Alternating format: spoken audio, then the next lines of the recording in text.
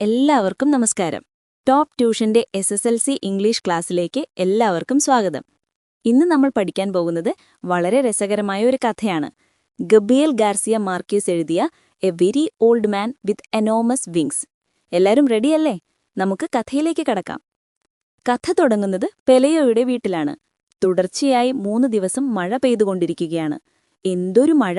ആകാശം പൊട്ടി വീഴുന്നത് പോലെയാണ് മഴ പെയ്യുന്നത്. വെളിച്ചം വളരെ കുറവായിരുന്നു. പകൽ സമയത്ത് പോലും ഇരുട്ടാണെന്ന് തോന്നും. പെലയോയുടെ വീടിന്റെ മുറ്റമെല്ലാം വെള്ളം നിറഞ്ഞു. അതുപോലെ ഞണ്ടുകൾ എല്ലായിടത്തും കയറിയിരുന്നു. വീടിനകത്തും പുറത്തും നിറയെ ഞണ്ടുകൾ. പെലയോക്ക് ഈ ഞണ്ടുകളെ കാണുന്നത് തന്നെ ദേഷ്യമായിരുന്നു. അദ്ദേഹം ആ ഞണ്ടുകളെയെല്ലാം പിടികയിട്ട് കടലിലേക്ക് എറിഞ്ഞുകൊണ്ടിരുന്നു. അദ്ദേഹത്തിന്റെ ഭാര്യയുടെ പേര് എലീസെൻഡ എന്നാണ്. അവർക്കൊരു ചെറിയ കുഞ്ഞുണ്ട്. ആ കുഞ്ഞിന് സുഖമില്ലായിരുന്നു. നല്ല പനിയുണ്ടായിരുന്നു. അതുകൊണ്ട് അവർക്ക് വലിയ വിഷമമായിരുന്നു.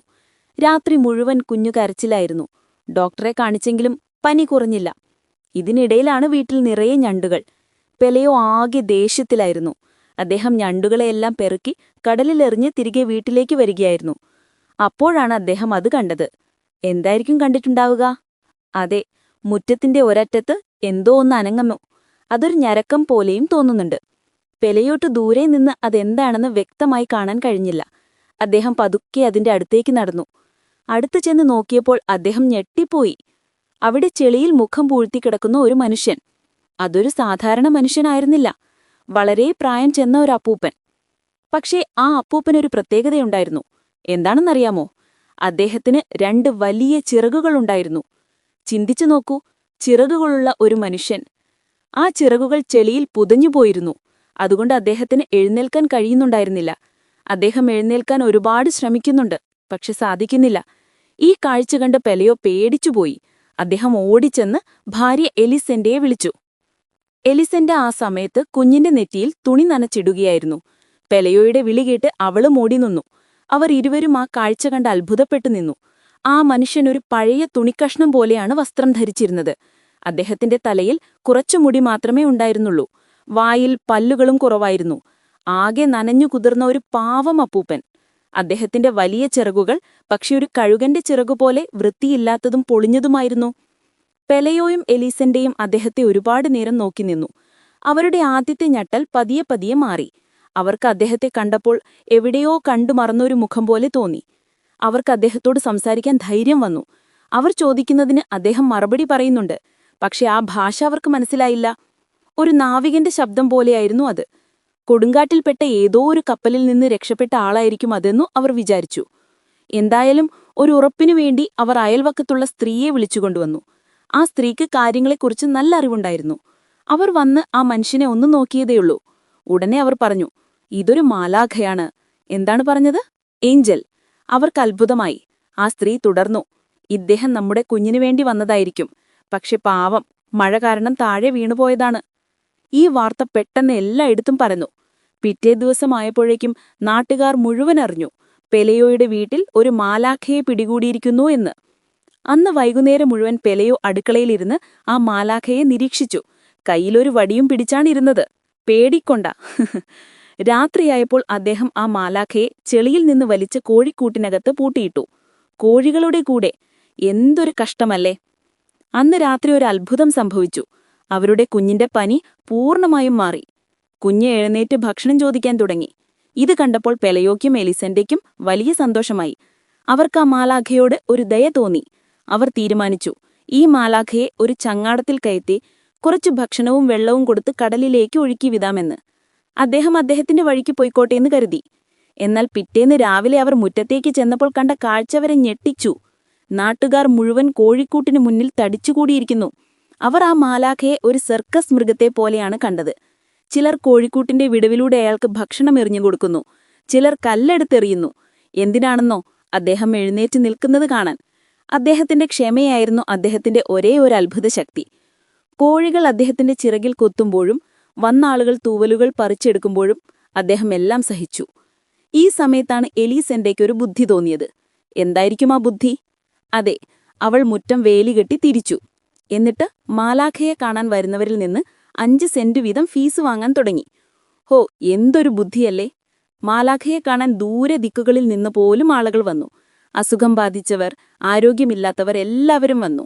അവർ വിചാരിച്ചത് മാലാഖ അവരുടെ അസുഖം മാറ്റുമെന്നാണ്. പെണയോയും മെലീസന്റെയും പണം എണ്ണി തളർന്നു. ഒരാഴ്ചയ്ക്കുള്ളിൽ അവരുടെ മുറികൾ നിറയെ പണമായി. അവരുടെ വീട്ടിനു മുന്നിൽ ആളുകളുടെ നീണ്ട നിരയായിരുന്നു. പക്ഷേ ആ മാലാഖ മാത്രം ഇതിലൊന്നും പങ്കാളിയായില്ല. അദ്ദേഹം ആ കോഴിക്കൂട്ടിൽ ഒരു മൂലയിൽ ഒതുങ്ങിക്കൂടി. ആളുകൾ കൊടുക്കുന്നതൊന്നും അദ്ദേഹം കഴിച്ചില്ല. അദ്ദേഹം വഴുതനങ്ങ അരച്ചത് മാത്രമേ കഴിച്ചുള്ളൂ. അദ്ദേഹത്തിന്റെ ജീവിതം വളരെ കഷ്ടത്തിലായി. ഇതിനിടയിൽ ആ പട്ടണത്തിൽ മറ്റൊരു അത്ഭുത കാഴ്ച വന്നു. അതെന്താണെന്ന് നമുക്ക് അടുത്ത ഭാഗത്തിൽ കാണാം. അങ്ങനെ ഇരിക്കുമ്പോഴാണ് ആ പട്ടണത്തിൽ ഒരു സഞ്ചരിക്കുന്ന പ്രദർശനശാല വരുന്നത്. അവിടുത്തെ പ്രധാന ആകർഷണം എന്തായിരുന്നെന്നോ? അതൊരു സ്ത്രീയായിരുന്നു. പക്ഷേ സാധാരണ സ്ത്രീയല്ല, അവരെ ഒരു ചിലന്തിയായി മാറ്റിയിരുന്നു. ഒരു ഇടിമിന്നലേറ്റാണ് അവരങ്ങനെ ആയതെന്ന് പറഞ്ഞു. ഈ ചിലന്തി സ്ത്രീയെ കാണാനുള്ള ടിക്കറ്റ് നിരക്ക് മാലാഖയെ കാണുന്നതിനേക്കാൾ കുറവായിരുന്നു. അതുകൊണ്ട് ആളുകളെല്ലാം അങ്ങോട്ട് പോകാൻ തുടങ്ങി. മാത്രമല്ല, ആ സ്ത്രീയോട് അവർക്ക് എന്ത് ചോദ്യം വേണമെങ്കിലും ചോദിക്കാമായിരുന്നു. അവർ എല്ലാത്തിനും ഉത്തരം നൽകും. അങ്ങനെ മാലാഖയെ കാണാനുള്ള ആളുകളുടെ എണ്ണം കുറഞ്ഞു. മെല്ലെ മെല്ലെ ആളുകൾ മാലാഖയെ മറന്നു തുടങ്ങി. ഹോ, മനുഷ്യരുടെ ഒരു കാര്യം! പക്ഷേ പെലെയോയ്ക്കും മെലിസന്റേക്കും അതുകൊണ്ട് ഒരു നഷ്ടവും ഉണ്ടായില്ല. അവർക്ക് അപ്പോഴേക്കും ഒരുപാട് പണം കിട്ടിയിരുന്നു. ആ പണം കൊണ്ട് അവരൊരു വലിയ 2 നില മാളിക പണിതു. ബാൽക്കണികളും പൂന്തോട്ടങ്ങളും ഒക്കെയുള്ള ഒരു അടിപൊളി വീട്. വീടിനു ചുറ്റും അവൾ വലകെട്ടി, ഞണ്ടുകൾ അകത്തു വരാതിരിക്കാൻ. ജനലുകൾക്ക് ഇരുമ്പഴികളും വെച്ചു. എന്തിനാണെന്നോ? മാലാഖമാർ അകത്തു വരാതിരിക്കാൻ. പെലെയോ തന്റെ പഴയ ജോലി ഉപേക്ഷിച്ച് പുതിയ ബിസിനസ് തുടങ്ങി. എലിസന്റെ വില കൂടിയ പട്ടുവസ്ത്രങ്ങളും ചെരുപ്പുകളും വാങ്ങി. അവരുടെ ജീവിതമാകെ മാറി. പക്ഷെ അവർ ഒന്നിനെ മാത്രം ശ്രദ്ധിച്ചില്ല. അതെ, ആ കോഴിക്കൂടിനെ. അത് പഴയതുപോലെ തന്നെ പൊളിഞ്ഞുകിടന്നു. അതിൽ നിന്നുള്ള ദുർഗന്ധം കാരണം പുതിയ വീടിനൊരു പഴയ വീടിന്റെ മണമായി. അവരുടെ കുഞ്ഞു വളർന്നു, നടക്കാൻ തുടങ്ങി. ആദ്യം അവനെ കോഴിക്കൂടിന്റെ അടുത്തേക്ക് വിടാതെ അവർ ശ്രദ്ധിച്ചു. പക്ഷേ പതിയെ പതിയെ അവരുടെ പേടി മാറി. ആ ദുർഗന്ധം അവർക്ക് ശീലമായി. കുഞ്ഞിന് 2ാമത്തെ പല്ല് വരുന്നതിനു മുൻപ് തന്നെ അവൻ കോഴിക്കൂടിനകത്ത് കയറി കളിക്കാൻ തുടങ്ങി. അവനും ആ മാലാഖയ്ക്കും ഒരേ സമയം ചിക്കൻ ബോക്സ് വന്നു. അപ്പോഴവരെ ചികിത്സിക്കാൻ വന്ന ഡോക്ടർക്കൊരു കൗതുകം. അദ്ദേഹം ആ മാലാഖയുടെ ഹൃദയമെടുപ്പ് കേട്ടുനോക്കി. അദ്ദേഹത്തിന് അത്ഭുതമായി. മാലാഖയുടെ ഹൃദയത്തിൽ നിന്ന് വിചിത്രമായ ശബ്ദങ്ങൾ. പക്ഷെ അദ്ദേഹത്തെ ഏറ്റവും അത്ഭുതപ്പെടുത്തിയത് ആ ചിറകുകളായിരുന്നു. അതൊരു മനുഷ്യ ശരീരത്തിൽ എത്ര സ്വാഭാവികമായിട്ടാണ് ഘടിപ്പിച്ചിരിക്കുന്നത് എന്ന് അദ്ദേഹം ഓർത്തു. എന്തുകൊണ്ട് മറ്റുള്ള മനുഷ്യർക്ക് ഇതുപോലെ ചിറകുകളില്ല എന്ന് അദ്ദേഹം ചിന്തിച്ചു. കുഞ്ഞ് സ്കൂളിൽ പോകാൻ തുടങ്ങി. അപ്പോഴേക്കും വെയിലും മഴയുമേറ്റ കോഴിക്കൂട് മുഴുവനായി തകർന്നു പോയിരുന്നു. മാലാഖ ആ മുറ്റത്തുകൂടി ഒരു അലഞ്ഞുതിരിയുന്ന മൃഗത്തെപ്പോലെ നടന്നു. അദ്ദേഹത്തിന് തീരെ വയ്യാതെയായിരുന്നു. കണ്ണുകളുടെ കാഴ്ച കുറഞ്ഞു. അദ്ദേഹം പലപ്പോഴും പോസ്റ്റുകളിലും മറ്റും പോയി ഇടിക്കുമായിരുന്നു. അദ്ദേഹത്തിന്റെ അവസ്ഥ കണ്ടപ്പോൾ പെലെയോയ്ക്ക് ദയ തോന്നി. അദ്ദേഹത്തിനൊരു പുതപ്പ് കൊടുത്ത് ഒരു ഷെഡിൽ കിടക്കാൻ അനുവദിച്ചു. അപ്പോഴാണ് അവർ ശ്രദ്ധിച്ചത്, രാത്രിയിൽ അദ്ദേഹത്തിന് നല്ല പനിയുണ്ടെന്ന്. അദ്ദേഹം മരിച്ചുപോകുമോ എന്നവർ പേടിച്ചു. പക്ഷെ ആ മഞ്ഞുകാലം കഴിഞ്ഞപ്പോൾ അദ്ദേഹത്തിന്റെ ആരോഗ്യം മെച്ചപ്പെട്ടു. അദ്ദേഹം മുറ്റത്തിന്റെ ഒരു കോണിൽ ദിവസങ്ങളോളം അനങ്ങാതെയിരുന്നു. ഡിസംബർ മാസമായപ്പോൾ അദ്ദേഹത്തിന്റെ ചിറകുകളിൽ പുതിയ തൂവലുകൾ വളരാൻ തുടങ്ങി. അവ കാഴ്ചയിൽ ഭംഗിയില്ലാതെ നോക്കുകുത്തിയുടെ ചിറകുപോലെ ആയിരുന്നു. ഒരു ദിവസം രാവിലെ എലിസന്റെ അടുക്കളയിൽ ഉള്ളി അരിയുകയായിരുന്നു. അപ്പോൾ ശക്തമായൊരു കാറ്റ് അടുക്കളയിലേക്കടിച്ചു. അവൾ ജനലിലൂടെ പുറത്തേക്ക് നോക്കി. അതാ, മാലാഖ പറക്കാൻ ശ്രമിക്കുന്നു. ആദ്യമൊന്നും അദ്ദേഹത്തിന് പറക്കാൻ കഴിഞ്ഞില്ല. അദ്ദേഹത്തിന്റെ ശ്രമം കണ്ട് ഷെഡ് മുഴുവൻ ഇളകുന്നുണ്ടായിരുന്നു. പക്ഷെ കുറച്ചു കഴിഞ്ഞപ്പോൾ അദ്ദേഹം പതിയെ ഉയർന്നു പൊങ്ങാൻ തുടങ്ങി. അദ്ദേഹം പറന്നുയരുന്നത് കണ്ട് എലിസന്റയ്ക്ക് വലിയ ആശ്വാസമായി. അവൾക്ക് വേണ്ടിയും അദ്ദേഹത്തിനു വേണ്ടിയും അവൾ നെടുംവീർപ്പിട്ടു. ഒരു കഴുകനെപ്പോലെ അപകടകരമായ രീതിയിൽ ചിറകടിച്ചാൻ അദ്ദേഹം പറന്നുപോയത്. എലിസന്റെ ഉള്ളി അരിയുന്നതിനിടയിലും അദ്ദേഹത്തെ നോക്കിക്കൊണ്ടിരുന്നു. അദ്ദേഹം കണ്ണിൽ നിന്ന് മറയുന്നതുവരെ അവൾ നോക്കി നിന്നു. അവസാനം അദ്ദേഹം ആകാശത്തൊരു ചെറിയ പൊട്ടുപോലെയായി. അങ്ങനെ അവളുടെ ജീവിതത്തിലെ ഒരു ശല്യം അവസാനിച്ചു. അദ്ദേഹം കടലിന്റെ ചക്രവാളത്തിലെ ഒരു സാങ്കൽപ്പിക ബിന്ദുവായി മാറി. എന്തൊരു കഥയല്ലേ! നമ്മുടെ എല്ലാം ജീവിതത്തിൽ ഇതുപോലെ പല മാലാഖമാരും വന്നുപോകാറുണ്ട്.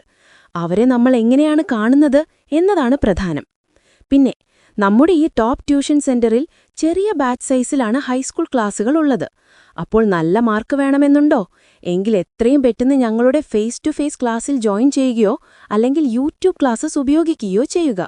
പാലക്കാട് നിവാസികളെ ടോപ്പ് ട്യൂഷന്റെ ഫേസ് ടു ഫേസ് ക്ലാസ്സിലേക്ക് സ്വാഗതം ചെയ്യുന്നു. കൂടുതൽ അറിയുവാൻ 800-606-6363 എന്ന നമ്പറിലേക്ക് വിളിക്കുക.